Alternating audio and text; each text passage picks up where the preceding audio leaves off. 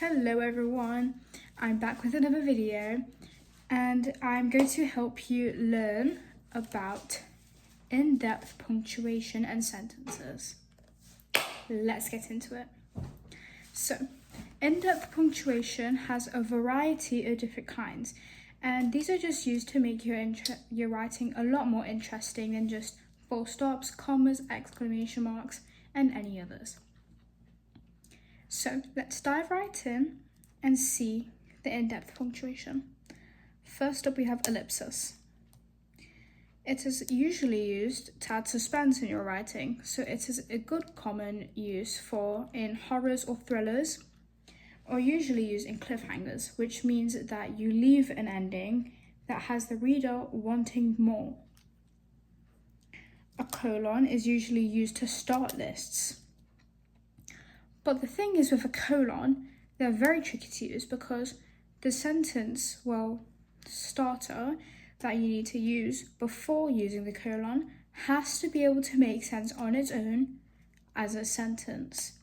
So, for the sentence that says colon, she was calm, that makes its own sentence, it would work. A quiet, reserved girl who is only in her own world. This could use a colon, and for example, this sentence would not be able to use a colon.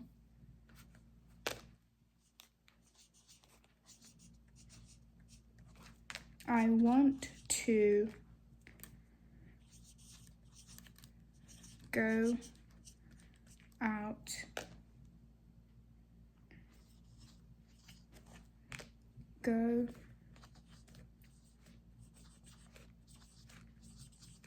somewhere relaxed yet fun. As good as a sentence is, it is not appropriate to be used with a colon, as I want cannot be used as a sentence, or I want to cannot be used as a sentence. However, if you say I want to go, and then you say colon, go out, go somewhere relaxed yet fun, it would work because you're saying that you want to go. That is a sentence. If you just say I want to go, then that could be implying that you want to leave, or it could be implying that you want to go somewhere. Brackets. These are like dashes and hyphens. He was calm, despite the severity of the situation. Brackets just add in extra information to the sentence. And it's not used in lists, though it can have the list in a bracket. So, for example, you cannot just use anything as a bracket. A semicolon.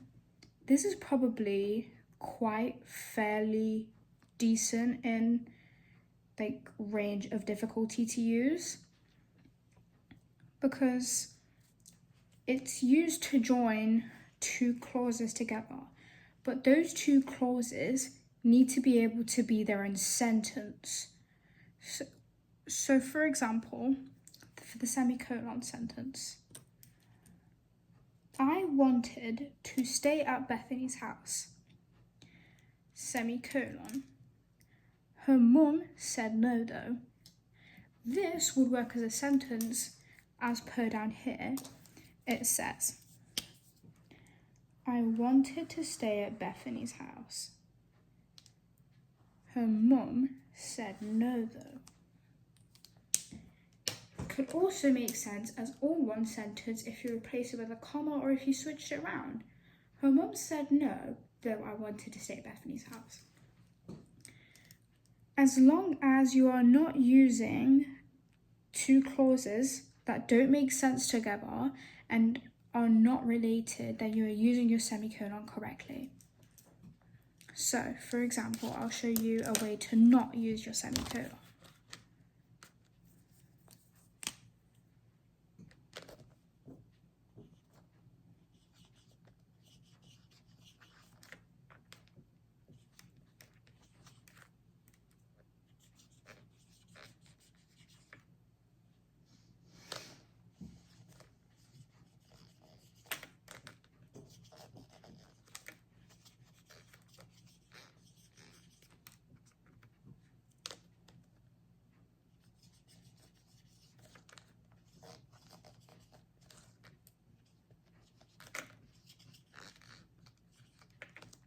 So if you were to say, I like to have some lemonade, my cat is cute, that is not an example where a semicolon would work because these sentences are not related to each other. Yes, they are two sentences, yes, they are clauses, and yes, they are tied together with the semicolon, but that does not mean that you can use them together. It needs to make some sense and it needs to have some context behind it in order to make sense with the semicolon. Now for ellipses. These are very simple to use. You can use them anywhere, okay? As long as you don't use them too often, then you are using them correctly. I have two examples for these because you can use them in a question to make the reader question as well, along with you, or you could just use them on their own to add suspense. And depending on where you put them, you can have different effects on the reader. So for example, if you decide to put them after the question mark or before the question mark, you're adding curiosity to the question. You're adding that aspect of unknowingness to the question. But if you just use them on their own, then you have that aspect of mysteriousness, you have that aspect of suspense that will make your reader hooked and want to keep reading. So, the sun rays dappled behind the leaves of the grand oak tree. Bobo felt a sense of warmth wash over him. Where was I? He thought to himself. Now, the question "where was I" with the ellipsis tells the reader that he was unsure. This also makes the reader feel unsure about where he was. Taya woke up, her heart beating like a drum. She had lost all sense, both the common sense she lacked and the sense of where she was. Before she got the chance to regain her awareness, she heard footsteps coming up the stairs. The last line of "she heard footsteps coming up the stairs" adds suspense. It adds that sense of worry that Taya has, and it also makes the reader want to find out what eventually happens to Taya. I'm going to tell you how you cannot use ellipsis. And although it is very simple to use ellipsis, there are some bits where you can't use them. For example, excessively using them. You can also use them to add tension in your writing in speech, for example. But when there is too much tension, it just becomes bland and boring.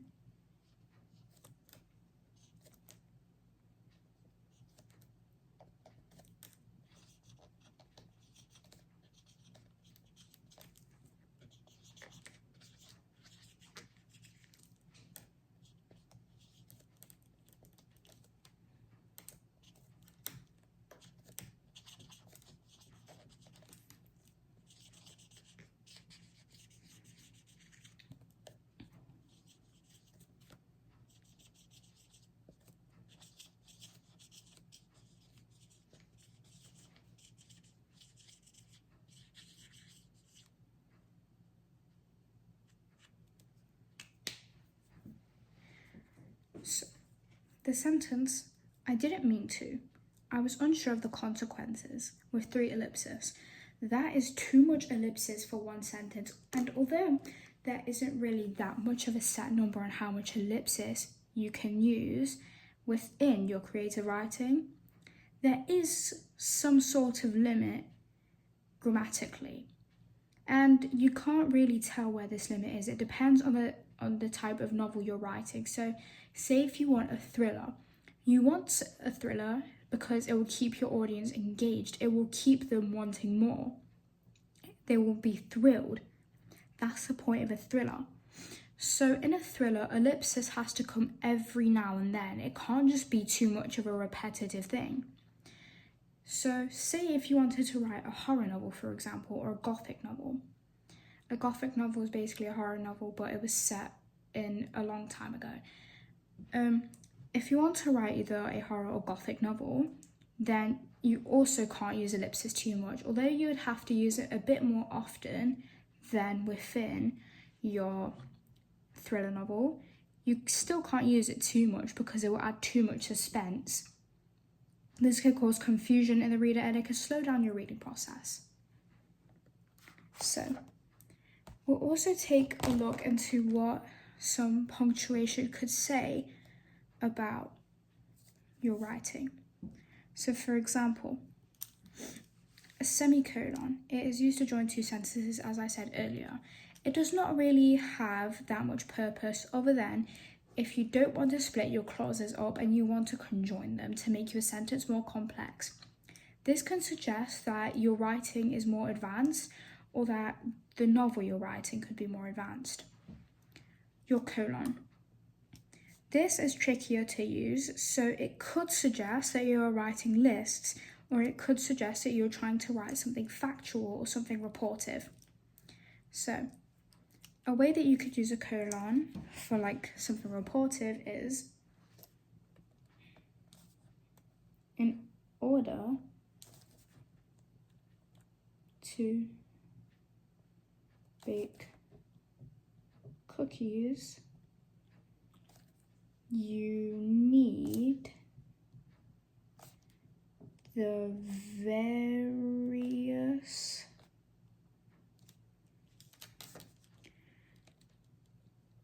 ingredients. This, despite being a very long clause, it will still work with a colon because it can make a sentence.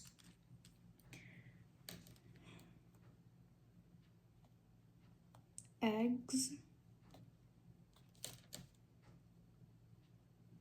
flour,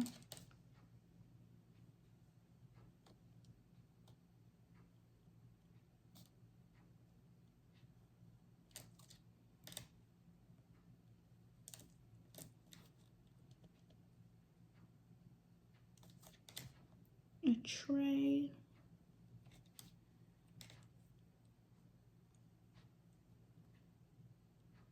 and rising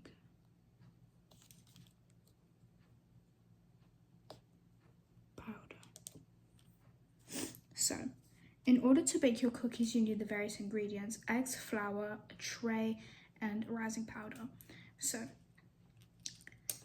obviously this is just an example. It doesn't really, for this one, it doesn't really matter how detailed it is, but if you were to write a factual report, you need to make it detailed. But a colon is a very good way to break up your clause of your list if you're writing a factual report. Brackets. These are very hard to mess up because they are quite literally the easiest bit of punctuation to use. But one way that you cannot do brackets is if you write your sentence out and then you put brackets in, you put an open bracket, write some sentence, and if you want to add even more information to that information, you have to either add a hyphen or a dash. You cannot add another bracket. So here is something that you cannot do with brackets.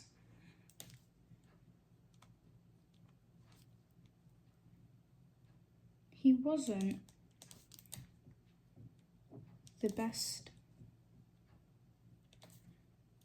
of the best.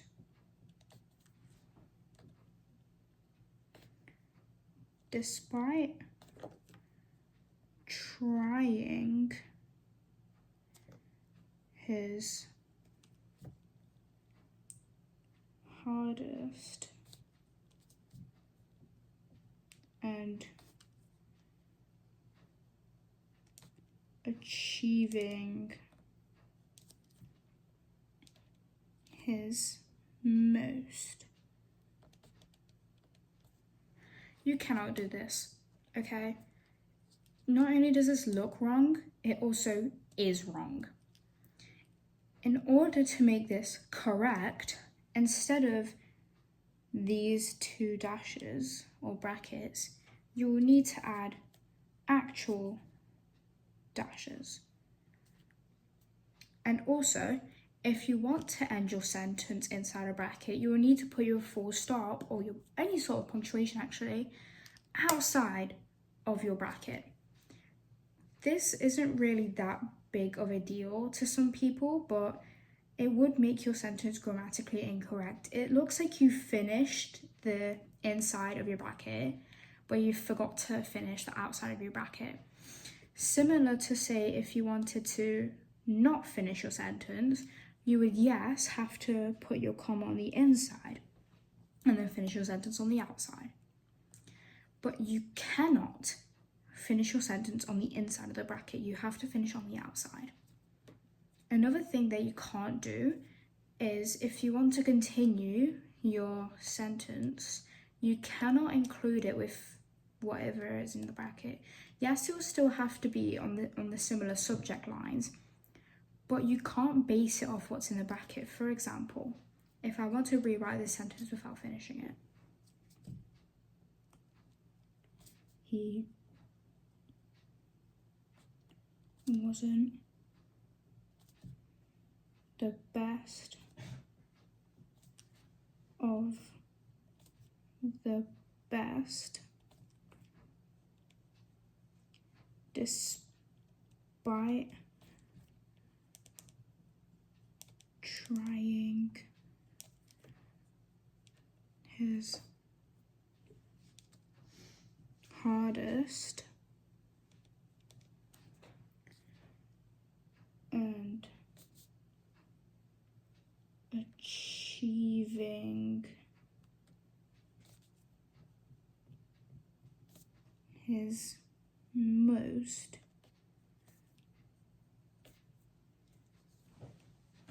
he still had weaker